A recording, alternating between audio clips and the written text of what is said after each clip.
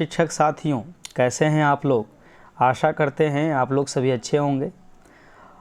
और आज हम लोग बात करते हैं कि माइक्रो इम्प्रूवमेंट प्रोजेक्ट के अंतर्गत जो सबसे लास्ट जो है 9th जो टास्क डिटेल है, उसमें हम लोग को प्रश्न कैसे तैयार करना है उसके बारे में हम लोग चर्चा करेंगे। तो इसके पहले टास्क डिटेल्स जो है वो उसमें 8th में हम लोग को दिया गया है कि सीखने के प्रतिफल की अवधारणा के बारे में। तो इसके बारे में हम लोग बातचीत करते हैं कि सीखने के प्रतिफल की अवधारणा क्या है, इसको समझते हैं हम लोग। इसमें कहता है कि हर एक कक्षा में हर एक विषय में बच्चों को क्या क्या सीखना है, इसे ही सीखने के प्रतिफल कहते हैं। बच्चे ने सटीक रूप से क्या सीखा है। हर एक पाठ के अंत में हर एक पाठ्य पुस्तक को समाप्त करने के बाद हमें ये जानना ज़रूरी होता है कि बच्चों को क्या सीखना है। आमतौर पर पहले हम लोग क्या करते थे कि पाठ्य पुस्तक में जो भी क्वेश्चन आंसर्स हों या जो भी उसके टास्क उसमें दिए हैं वो करवा देना ही समझते थे कि यही हम लोग को करवाना है और यही इसका जो है पूरा पाठ्यक्रम है, जबकि ऐसा नहीं है।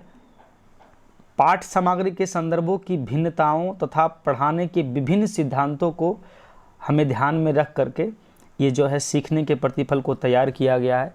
किसी भी पाठ को किस संदर्भ में लिखा गया है, किन किन चीज़ों को उसे सिखाने के लिए किन किन तरीक़ों से उसे यह स्पष्ट की जा सकती है, इन सारी बातों पर जो है जोर दिया गया है। आगे हम लोग बात करते हैं कि टास्क डिटेल्स 9 में मूल्यांकन के बारे में बातचीत की गई है। तो मूल्यांकन क्या है? तो मूल्यांकन के बारे में कहा जाता है कि विभिन्न क्षेत्रों में छात्रों द्वारा प्राप्त अधिगम के स्तरों के बारे में निष्कर्ष निकालने के उद्देश्य से, जैसे छात्र क्या जानते हैं, समझते हैं और क्या क्या कर सकते हैं, इससे संबंधित साक्ष्य एकत्र करने की एक प्रक्रिया है। यानी कि बच्चे जो शैक्षिक और गैर शैक्षिक जो उसके क्षेत्र हैं उसमें बच्चे क्या समझते हैं, क्या जानते हैं और क्या क्या कर सकते हैं, इन्हीं साक्ष्य को एकत्र करने की प्रक्रिया को हम मूल्यांकन कहते हैं। उसके बाद जो है एक मेरे सामने एक जो है खुला हुआ है फाउंडेशनल स्टेज, जिसको कक्षा 1 और 2 का है। तो मेरे द्वारा एक क्वेश्चन तैयार किया गया है। इसमें सबसे ऊपर है स्कूल का यूडाइस कोड। हर एक स्कूल का यूडाइस कोड अलग अलग होता है, तो वो लिख देना है। फिर है वर्ग, तो मेरा कक्षा 1 लिखा गया है। विषय में मैंने हिंदी लिखा है। उसके बाद जो दूसरा है उसमें है कि कठिनाई का स्तर। तो प्रश्न का स्तर 3 तरह का हो सकता है, आसान, मध्यम और कठिन। तो उसमें जो भी हम लोग सेलेक्ट करेंगे उस तरह का प्रश्न तैयार कर सकते हैं। दूसरा जो है हमारा है टॉपिक, कि क्या टॉपिक, किस टॉपिक से सवाल देना है, तैयार कर रहे हैं।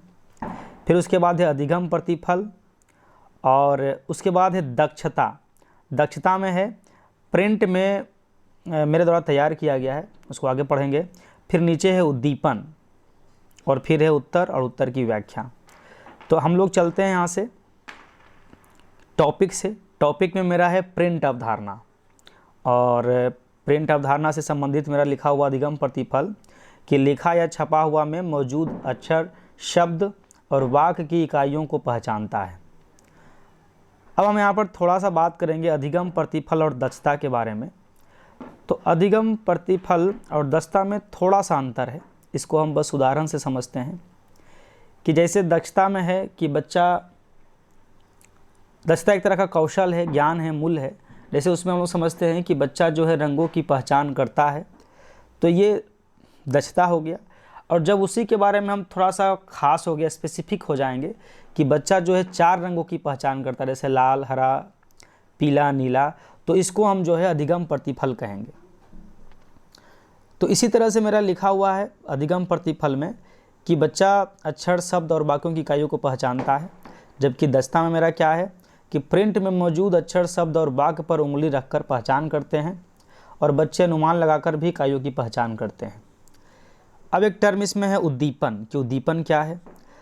तो उद्दीपन को हम लोग बोलेंगे कोई संसाधन संदर्भ संकेत के साथ शुरू हो सकता है और उसके बाद एक प्रश्न हो सकता है, और उत्प्रेरक को आकर्षक बनाने के लिए हम सूचना को अलग अलग तरीके से जो है वहाँ पर प्रकट कर सकते हैं, ताकि जो है बच्चा जो है उस प्रश्न को आकर्षक ढंग के सहज ढंग से, सरल ढंग से उसको जो है ग्रहण करे और उसका जवाब अपने शब्दों में उत्तर मतलब कि जो उसका जवाब दे।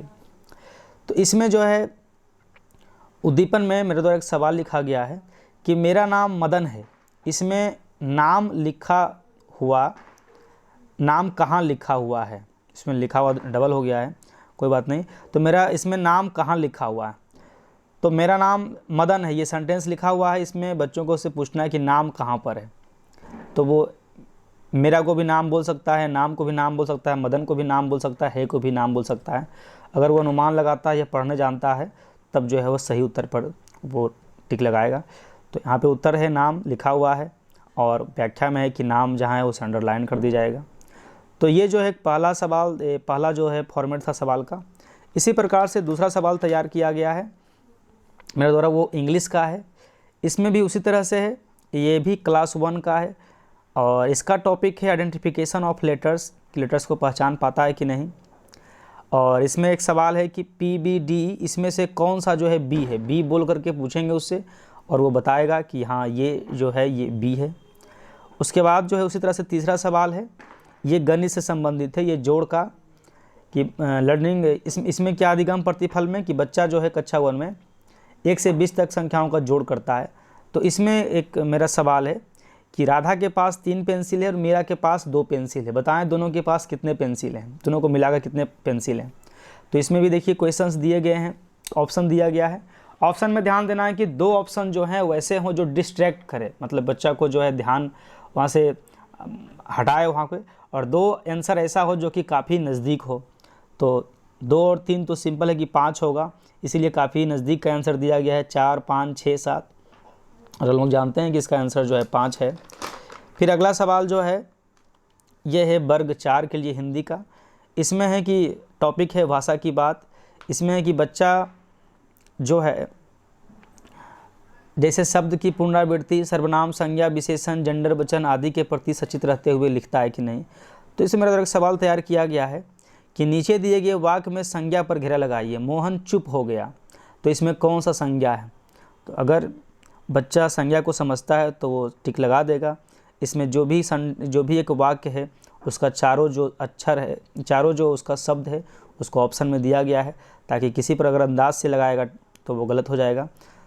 तो इसमें अगर वो संज्ञा की अवधारणा अगर स्पष्ट है तो वो ज़रूर ही जो है मोहन पर जो है टिक लगाएगा। फिर आगे बढ़ते हैं।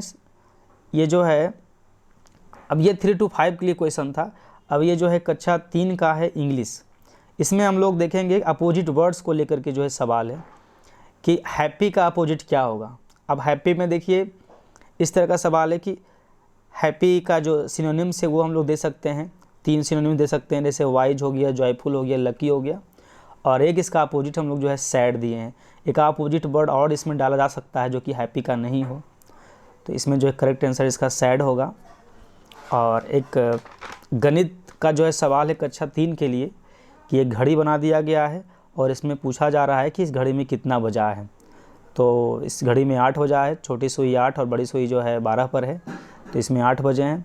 अब इसमें जो ऑप्शंस हैं 12, बच्चा 12 भी बजा सकता है अगर उसे समझ नहीं छोटी सुई और बड़ी सुई की। फिर है 8, फिर 8 के आसपास जो है 7 और 9, इससे संबंधित हम जो है ऑप्शन दे सकते हैं। तो इस प्रकार से जो है मेरे द्वारा सवाल तैयार किया गया है। मैं उम्मीद करता हूँ कि आप लोग को इससे फ़ायदा होगा और फिर हम लोग मिलते हैं अगली कड़ी में। तब तक के लिए धन्यवाद।